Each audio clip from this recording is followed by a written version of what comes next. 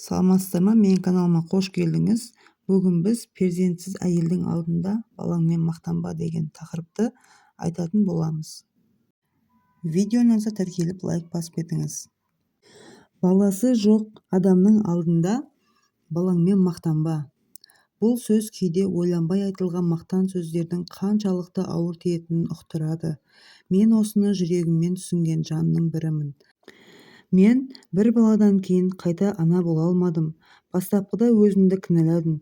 Егер ертерек отбасын құрсам, көп балалы ана болар ма едім деген ой күндіз-түні жанымды жегідей жейді. Абысындарымның әрқайсысында 4-5 бала бар. Олар кейде аңдамай сөйлеп қояды. Қыдырып бара қалсақ балаларына әпкеңді тыңда, бауырың ғой, ертең сені ойлайтын осы әпкелерің болады деп ақыл айтады. Бұл маған сенің балаңның туған бауыры жоқ дегендей түйілетін. Жалғыз ұлымның жалғыздығы жанымды ауыртып, көңілім жабырқап қайтам. Сөйтіп жүргенде бір жамағайынның үйіне құдайы асқа бардық. Олар ауылда тұрады. Келін-кетім аяғы саябырсыған соң сол үйдің үлкен келіні даладағы қазанға су ысытып ыдыс жууға кірісті. Күйеуім сонда тұратын. Досын кездестіріп қалып бір жаққа кеткен. Қарап отырмайын деп ыдыс жууға көмектестім. Көршісі де келіп, сен жу, мен таза суға шайып тұрайын деді. Танысып әңгімеміз жарасып кетті. Сол аралықта аулада ойнап жүрген 2 жасар балам кеп 2-3 рет еміп кетті. Я, мен баламды 2,5 жасқа дейін омыраудан айырмадым. Бақыттысың ғой, балаңды емізіп, маған емізу бақыты бұйырмаған деді көрші әйел.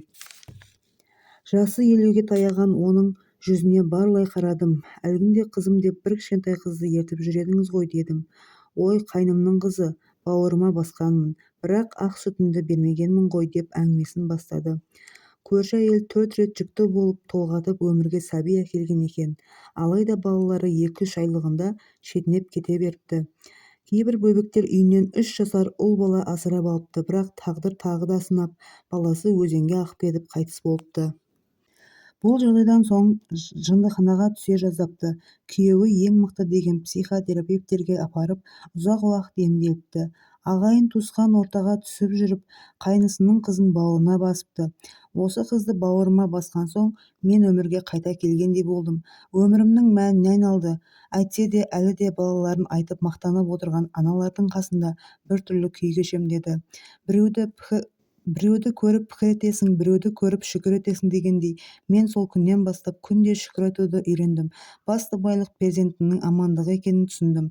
Қолымдағы аманатқа басқаша қарадым.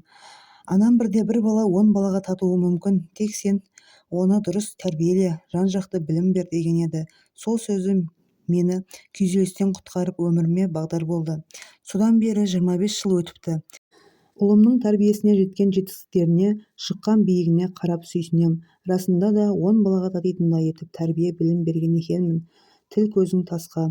Өмірден түйгенім ең бастысы перзенттің амандығы, денінің саулығы. Біреудің баласын көріп көңіл жабырқатудың қажеті жоқ.